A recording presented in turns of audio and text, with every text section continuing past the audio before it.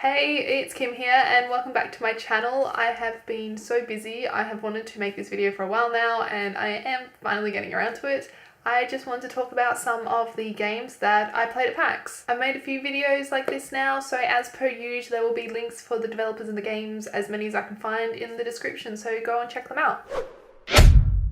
First up is Untitled Goose Game. It is by House and I was so excited to play this game. It's the first game that we lined up for at PAX, as in as soon as we entered we made a beeline for the Nintendo booth so we could play it, and even then we were third in line. I think the tagline for the game perfectly sums up what you are playing. The tagline is, "It's a lovely morning in the village and you are a horrible goose."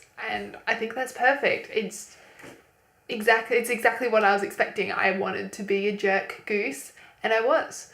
And it was fun being mean. I'm not, I don't know, is it tooting your own horn to say, like, I'm not a mean person? So it was fun to be a jerk and have a reason to be a jerk. I think we played the first level. We didn't play too much. I'm always really self-conscious when there's lines, so I was like, oh, I've played like a minute, Bryn, quick, you play a minute and then we'll leave. So we only played a very little bit, but the gist of it is you get a list, and the list is the mean things that you can do. So there's like, throw the rake in the lake, make yourself a picnic, which involves stealing all of these objects, get the gardener wet, and you've just got to figure out how to do it by running around and doing things. Like, you got to steal his keys and take his hat, and it's just fun. You've got your level and you just walk around and trying to, like, interacting with absolutely everything. I think was really great is like you can touch everything, I'm pretty sure, and it gives you that kind of freedom to figure out how you are going to be the best asshole goose that you can be. The graphics are basically the same as their last game, Push Me Pull You, which is that sort of flat style, and I think that style adds to the whimsy of the game. And I think this is something I noticed, or maybe I'm just projecting onto it. I swear the goose controls a little wonky, like he wobbles or something, and I think that adds to it as well. It made me feel more like a goose because, it wasn't a player that's like, you turn and he goes like, whoop. He does this weird, like, yeah, I don't know. He moves like a goose. I liked it. It is most definitely on my list of games that I want to get. That's why we wanted to try it at PAX, to decide whether we wanted to add it to our Switch list, and it is definitely there, and it is coming out next year for PC and Switch. Totem Teller is by Grinning Pickle, and it is a puzzle exploration game that's heavily influenced by mythologies and storytelling from all over the world. It is a game that I saw, I'm feeling like 2 to 3 years ago. I saw screenshots of it back when I was on Tumblr, I'm pretty sure, and the art style really intrigued me. It looks like this, what do they call it? They call it dithering. So it looks really glitchy. It looks like all these overlaid sort of colours and images. It reminds me a little bit like cross stitch or something like that. And I saw that art style and I thought, hey, I like that. What's this game about? And it kind of hints at, not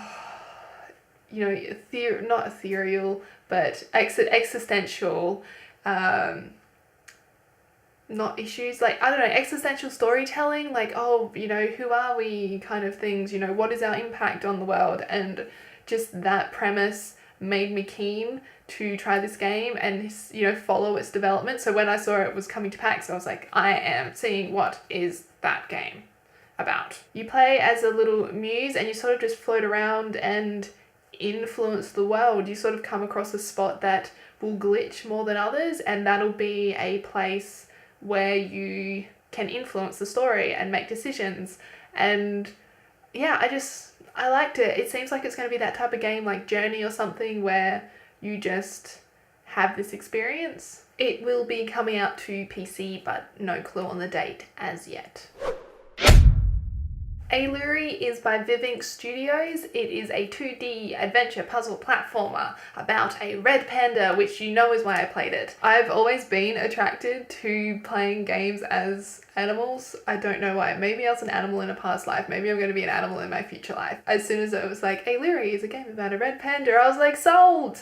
I love red pandas. They climb trees. They're cute. Done. It was extremely reminiscent of Seasons After Fall, which I played, was that last year? The year before? Which was a fox. It's got a similar feeling art style, that sort of brushstrokes thing, and I think it's really beautiful and effective in this style of game where it's less focused on the platforming aspects, and in the case of Ailuri, is actually focused on education and awareness promotion for endangered animals and sort of the impact that humans are having on their environments that are causing the endangerment. I think it's really great that the developers are looking at this education aspect for this game, because you are playing as an animal that is endangered, and in the game, even in the demo, you encounter other endangered species, and then I think at the end you can see statistics and links and things so that you can find out more for yourself, and if there's something that can be done to help, you can learn more there. Ailuri also has drop-in drop-out co-op, which I really like. So Bryn played with me while we were there,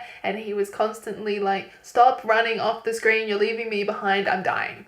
So don't play with me, but play with your friends if you're nicer than I am. The game is currently planned to release late 2019 on PC. Little Reaper is a 2.5D adventure platformer game by Little Reaper Games. This was not a game that I was actually planning to play while we were at PAX. Bryn saw it and was like, hey, that looks cute, and the line's not very long, so we stood there and played it, and I was really pleasantly surprised. I really enjoyed it. This was actually a game that Tegan recommended, Tegan from Reset Podcast, so she was right, it's pretty fun. I loved it. You play as the Grim Reaper's assistant who, the Grim Reaper, he's gone on holiday, and then you break a bottle of souls and it's like, oh no! And you have to collect all the souls before the Grim Reaper comes back and fires you because, I don't know, maybe the afterlife is boring because you're dead and now you don't have a job and you're just sort of stuck there. So that's a pretty good purpose. So the game is going through the levels and collecting the souls back. It's got a really couple of fun mechanics, one of which is the axe throwing. So you have, well, it's not really an axe throw, I guess it's the scythe throwing. You have a scythe, you're a reaper, and you can throw it and teleport to it. So it makes the jumps really fun and things like that. So you don't, if you can't make the jump, you can jump through the axe, the scythe, and teleport when it reaches the top of its arc, and then you will land on the platform and things like that. And it took a little second or two to wrap my head around the controls of doing it, but sort of once you've got it in place, it's pretty easy, and then I guess it will get more difficult and more fun for collectibles. The other mechanic that I liked was the puzzles, and the way that works is because you've got the scythe and you're a reaper, you can give and take souls, and you can give them to objects to make them move or not move to get around the level. I really liked the art style, it was really cute, and because it's that 2.5D, you've got a bit more depth to the backgrounds, which makes it stand out a little more from other platformers that are just the true 2D. The game will be coming to PC, don't know when. Hopefully soon, because I really want to play it. So I'm going to split these videos into two parts so that hopefully I can keep the length down. So this was part one, and I hope you have enjoyed it. Did you play any of these games yourself at PAX, or were there other ones that you played? Tell me about it in the comments below. I would love to hear, and I will see you in the next one. Bye!